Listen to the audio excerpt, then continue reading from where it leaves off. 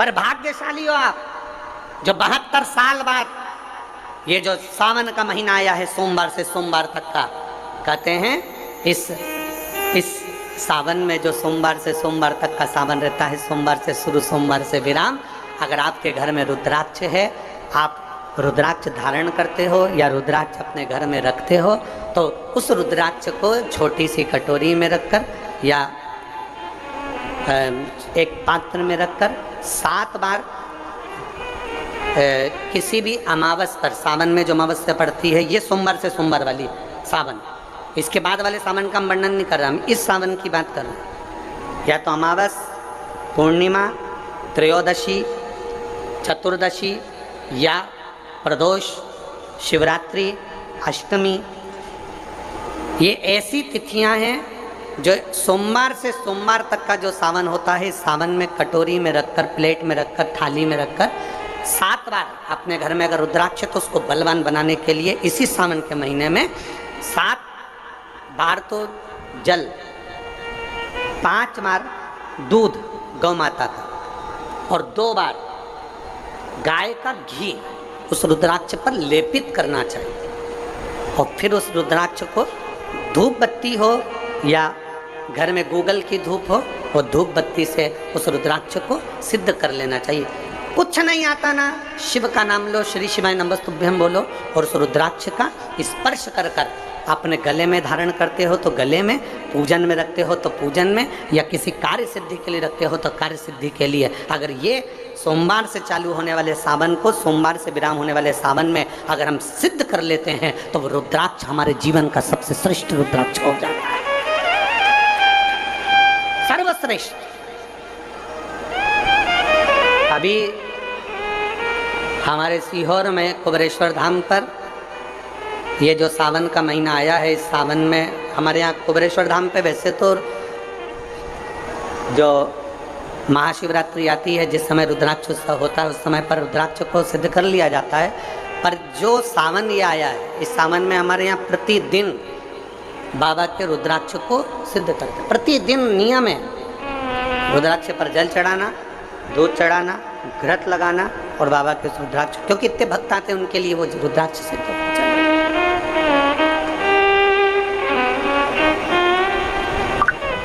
इसी सावन में 4 मुखी 3 रुद्राक्ष, कितने? 4 मुखी कितने? 3। 5 मुखी रुद्राक्ष 3 और 6 मुखी रुद्राक्ष 3। इनके बीच में 1.25 गांठ लगाई जाती है। 4 रुद्राक्ष कितने? जल्दी बोलो। 4 मुखी रुद्राक्ष कितने? 3। 5 मुखी रुद्राक्ष कितने? 3। 6 मुखी रुद्राक्ष कितने? 3। इनके बीच में 1.25 गांठ लगाई जाती है। मतलब एक गांठ पूरी लगाई जाती है, फिर आधी गांठ लगाकर फिर रुद्राक्ष को डाला जाता है लाल धागे में, फिर 1.25 गांठ ऐसी चलती है। 9 रुद्राक्ष होते हैं कुल टोटल। अगर ये 9 रुद्राक्ष को शंकर भगवान के शिवलिंग के पास में रखकर, ये सावन, इसको अन्य सावन में नहीं कर सकते, केवल इसी सावन भगवान शिव के मंदिर में शिवलिंग के पास उसको रखकर 7 लोटा जल, 5 बार दूध और 2 बार घृत अगर लेपन कर दिया जाता है उस माला को, और उसी माला को हम बेलपत्री के पेड़ के नीचे बैठकर अपने गले में अगर धारण कर लेते हैं, तो दुनिया का ऐसा कोई कार्य नहीं जो तुम्हारे लिए हो नहीं, पक्के में होकर ही मान। उस रुद्राक्ष का इतना महत्व, ये तुम जो सहज में सुन रहे हो ना, हम फिर कहेंगे दया सिंह, जो हम फिर दया सिंह जी को धन्यवाद देंगे कि ये जो सावन के महीने की कथा लिए दया सिंह जी, ये साधारण नहीं है। दुनिया के लोग भले इसको सहजता में रख लें। 27 जुलाई 1953 में ये सावन आया था, उसके बाद 2024 में ये सावन आया। लोग तरसते हैं इस सावन के लिए कि इसमें हमें रुद्राक्ष को सिद्ध करना है, हमें इसमें बेलपत्र का पान करना है, इसमें हम जो मांगेंगे हमारा बाबा कृपा करने के लिए तत्पर रहता है। ये वो रुद्राक्ष का आनंद पाते हैं। मैं धन्यवाद देता हूँ दया सिंह जी आपको बहुत बहुत, और पूरी समिति को। शिव मंदिर में जैसे आप लोग जाते होंगे शंकर जी के मंदिर में, तो ये तो शिवलिंग हो गया, ये जलाधारी हो गई, ये जलाधारी है, ये शिवलिंग है। और जलाधारी और शिवलिंग के यहाँ शिवलिंग से लेकर जहाँ से पानी नीचे गिर रहा है, आप पानी यहाँ चढ़ाते हो तो ये घूम के यहाँ से नीचे आ जाता है। आपने जल यहाँ चढ़ाया शिवलिंग पे तो जल घूमकर यहाँ से नीचे आ जाता है। इस जगह से नीचे की ओर आ जाता है, इस स्थान से। प्रयास करिए, ये जो सावन आया है 72 वर्ष के बाद, प्रयास करिए कि कितना बड़ा भी रोग है, कितनी बड़ी भी बीमारी है, आप डॉक्टर से इलाज करवाओ, पर ये जो स्थान है अशोक सुंदरी का, इस स्थान पर एक बार अपनी हथेली रख कर देखिए और भगवान शिव से पंचाक्षर मंत्र नमः शिवाय, षडाक्षर मंत्र ओम नमः शिवाय या श्री शिवाय नमस्तुभ्यम स्मरण कर कर देखिए। और एक बेलपत्र बाबा की लेकर जहाँ से पानी नीचे गिरता है उस स्थान पर लगाकर उसी बेलपत्र को खाइए और फिर जाकर डॉक्टर को एक बार फिर जांच करवाइए कि उस रोग में आराम कितना लगा है, उस रोग में अंतर कितना आया। सावन का ये महीना जिसमें आप भगवान शंकर की अविरल भक्ति को धारण कर रहे हो, सोमवार से सावन चालू हुआ और सोमवार के दिन सावन विराम होगा। ऐसा सावन 72 साल के बाद आया। 27 जुलाई 1953 में ऐसा सावन पड़ा था। कितनी तारीख को? जम के बोलो जरा। 27 जुलाई 1953 में ऐसा सावन पड़ा था, जो सावन सोमवार से चालू हुआ था और सावन सोमवार के दिन विराम हुआ था। 72 साल के बाद ऐसा सावन आया है जिसका योग आज है। 27 जुलाई 1953 में ऐसा सावन आया था। अब जरा किस्मत देखिए, आपका भाग्य देखिए रे छत्तीसगढ़ वालों, नजर उतरवा लेना आप कि 72 साल बाद ऐसा सावन आया जो सोमवार से चालू हुआ, सोमवार को विराम हो रहा है। 27 जुलाई 1953 में ऐसा सावन आया था और उसके बाद आज ये सावन 22 तारीख से चालू हुआ और 19 तारीख को विराम होगा, और उसमें भी सोमवार से चालू हुआ और सोमवार को विराम हो रहा है। ये शिव भक्ति है, ये अविरल भक्ति, ये भगवान शंकर की अविरल भक्ति है। आप और हमको प्राप्त हुई है, हमें मिली। और तेरी भगवान शिव ने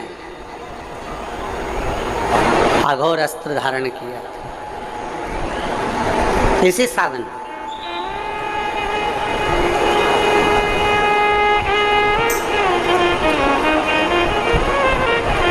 एक त्रिपुरासुर असुर हो गया, 2 थे 3 हुए, त्रिनेत्रीधारी कहलाए, त्रिपुंडधारी कहलाए।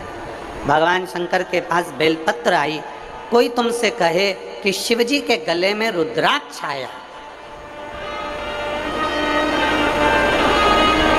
भगवान देवादिदेव महादेव के पास रुद्राक्ष आया। कोई तुमसे पूछ ले कि यह रुद्राक्ष का प्रागट्य कब का है, रुद्राक्ष का जन्म कब हुआ,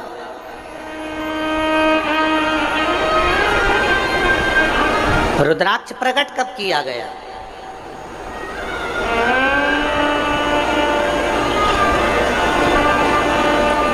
अब जरा बहुत हमसे भी कई लोग पूछते हैं, जितने लोग संसार का क्या हो जाता है कि रुद्राक्ष का जल अमृत के तुल्य हो जाता है और कैंसर जैसा रोग भी समाप्त हो जाता है। रुद्राक्ष के जल में ऐसा क्या है?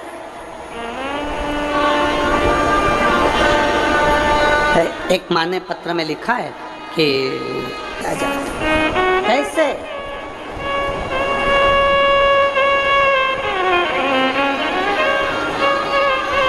शिव कथा कर रही है, भगवान शंकर का संवाद कर रहा है, भगवान देवादिदेव महादेव का चरित्र का है, शिव महापुराण की कथा कर रही है। त्रिपुरासुर असुर है, 3 पुरियों का निर्माण कर कर उसमें निवास करता है। 3 पुरियों का निर्माण कर कर उसमें निवास करता है। दूसरा है समदर्शी, तीसरा है विनम्रता, चौथा है निर्मलता। चौथा गुण है निर्मल रहना। निर्मल से मतलब है अपने मन को पवित्र बनाकर रखो, साफ बनाकर रखो। अपने हृदय में किसी के प्रति भेदभाव ना हो, गलत विचार ना हो, गलत सोच ना हो, गलत दृष्टि ना हो। विनम्रता,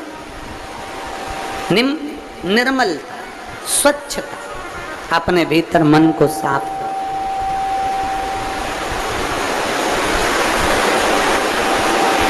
मन साफ हो आपका, निर्मल।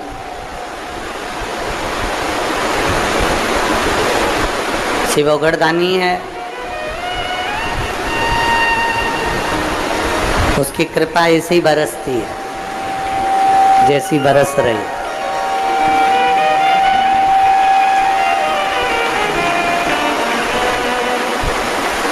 चारों तरफ कहीं बादल नहीं है बारिश के,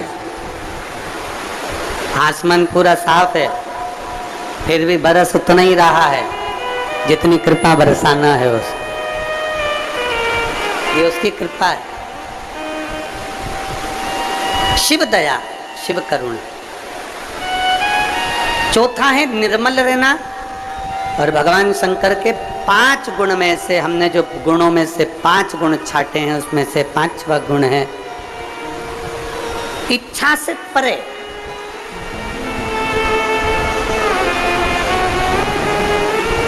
मतलब भगवान शिव के सम्मुख में पहुंचकर, भगवान शंकर की साक्षी में पहुंचकर, भगवान शिव की साक्षी में पहुंचने के बाद में, भगवान शंकर की साक्षी में पहुंचने के बाद कुछ मांगने की इच्छा ही ना रह जाए, सब कुछ वो अपने आप दे, अपने आप।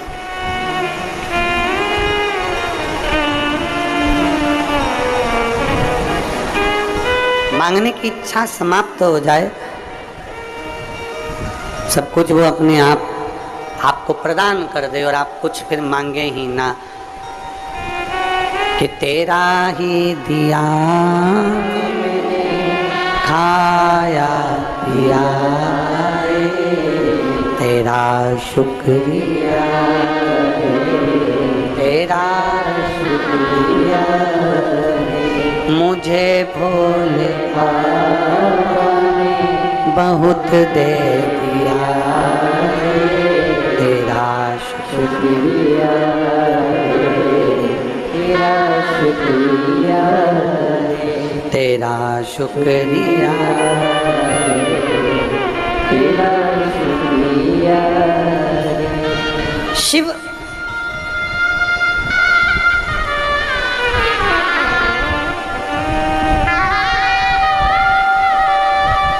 आज सुबह एक माँ मिली थी, वो कह रही थी गुरुदेव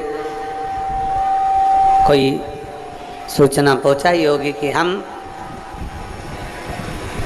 कुबेरेश्वर बाबा की धरा पर आते हैं, भगवान शंकर की इस भूमि पर आते हैं,